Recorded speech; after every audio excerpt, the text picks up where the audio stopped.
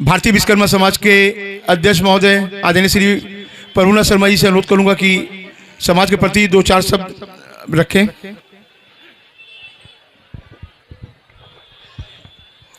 विश्वकर्मा हस्तकला द्वारा आयोजित गंगा सागर तीर्थ यात्री निःशुल्क सेवा शिविर में मंच पर उपस्थित हमारे विशिष्ट व्यक्तिगण और हमारे दर्शक दीर्घाएँ बैठे हुए महिलाएं, माताओं, बहनों, सबका हार्दिक अभिनंदन और स्वागत। विश्वकर्मा हस्तकला अपने विगत वर्षों से ही इस तरह का आयोजन करता आ रहा है और सुचारू रूप से करता आ रहा है। हम विश्वकर्मा हस्तकला का आभारी हैं कि हमारे विश्वकर्मा समाज का इस तरह का शिविर लगा करके हमारे जो विश्वकर्मा समाज का जो है गरिमा को बढ़ाया है, उसके लिए हम सभी आभारी हैं।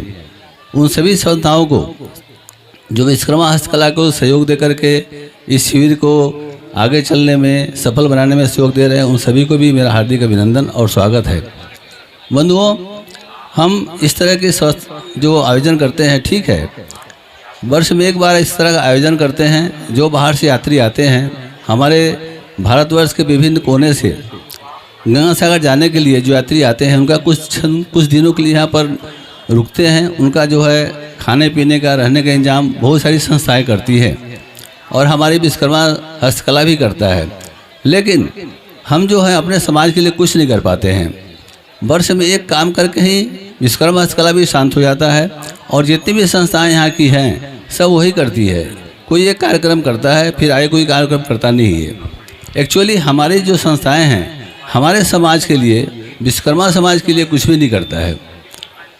हमारे बंगाल में जहाँ तक मेरे ज्ञान है, पता है, केवल जो है लिलुआ की जो एक संस्था है वही जो है कुछ जो है समाज के लिए कुछ करती है।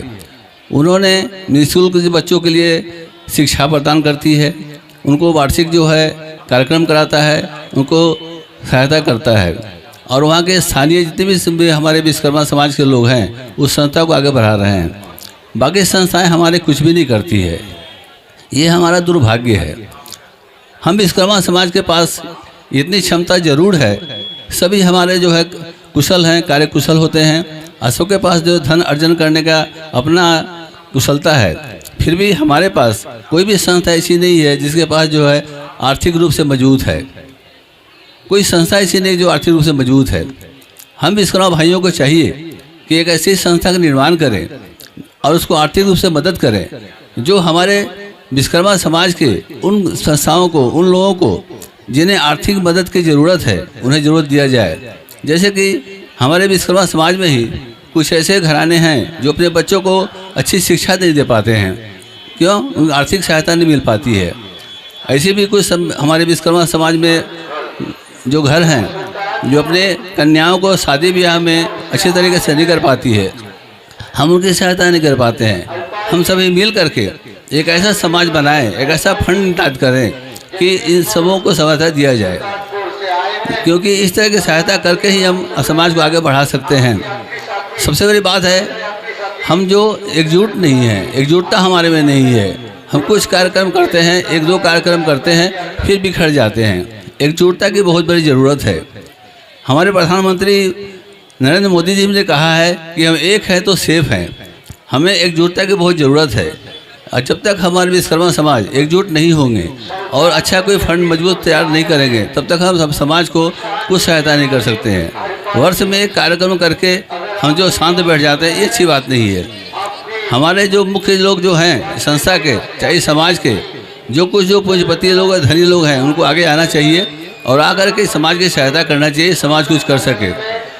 विश्व में आने वाले समय में हमें आशा नहीं, पूरा विश्वास है कि हमारे जितनी भी संस्थाएं हैं वो एक अलग संस्था तैयार करेगी और उसको आर्थिक रूप से इतने मजबूत करेगी कि हमारी संस्थाएं जो आगे चलकर अधिक कुछ कार्य कर सके। धन्यवाद, नमस्कार। सर बहुत बहुत धन्यवाद। आपने अपना मूल्यवान विचार हम सबों के बीच रखे हैं।